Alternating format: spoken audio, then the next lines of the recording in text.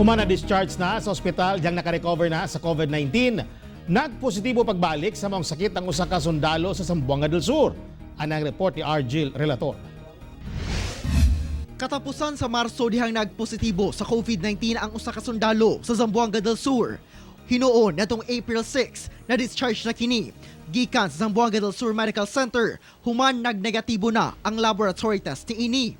Gani usa ka Heroes Welcome activity ang gipahigayon sa pagbalik sa maong recovered nga sundalo sa ilang kampo sa 1st Infantry Tabak Division, Philippine Army sa Labangan, Zamboanga del Sur. If you want to know why, there's a love that cannot lie. Apan sumala sa spokesperson sa Zamboanga del Sur Task Force COVID-19 nga si Dr. Robert Capatoy. Nagpositibo pagbalik ang resulta sa COVID-19 test sa maong sundalo bisa naka-quarantine na kini sa ilang balay.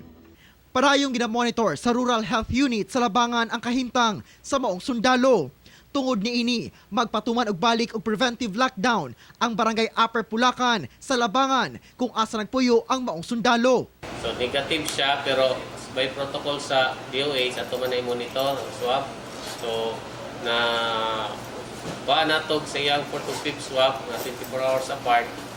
Unfortunately, ang resulta sa atong pasyente positive. Ako si Argil Relator para sa One Mindanao.